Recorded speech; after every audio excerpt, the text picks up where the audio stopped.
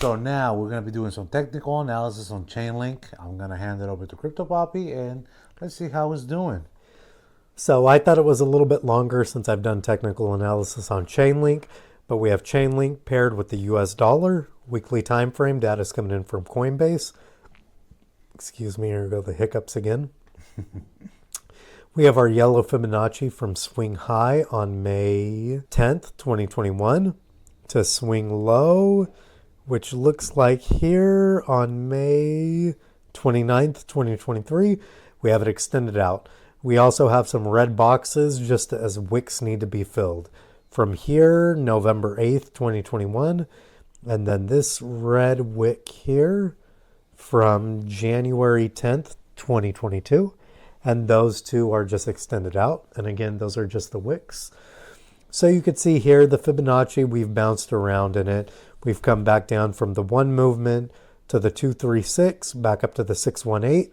Little rejection, came back up to test the 618 again. Came all the way back down to the 236.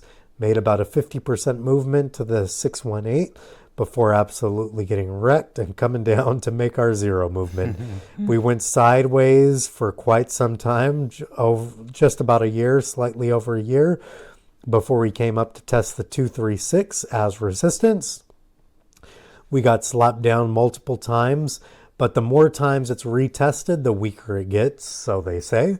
We broke above it. We did not make a movement anywhere close to the 618. Getting rejected back down, retesting it as support, melting back below it, got right back above it slightly before melting back down to the downside. So our most recent lows are higher than our previous lows, which is beautiful. Our last high is lower than our most recent high. So that tells us we have a higher low, and a higher high when you're looking at those. So great things, great bullish movements for both of those. Great things just to see in general when it comes to analysis when you're hoping for longs. So we could zoom in and let's take a look. Right, we filled these wicks here with candle bodies, and then we were just rejected to the downside before getting bought back up and hopefully continuing to the 618. So measure movement, since the boss JJ likes that, from current price to the 618, which also lines up here with our wick that needs to be filled, to the bottom of our red box, which is our 618 movement, is 44%. To the top of the red box, where we would need candle bodies to form to fill those wicks, is 60%. So we have anywhere between 45% to 65% to the upside on the table for Link. That's weird for me to say because I don't think I've ever done any live technical analysis on Link. It's always been published ideas. Then from roughly current price range to the 236 is about 31%. So we do have some downside movement on Chainlink, but we also do have a lot of upside potential. And that's not even all of it. We would still have $42, which would be the 786. We have the 1 movement at 53. Then we have a new all-time high of $82.71 on the table. So Chainlink looks good.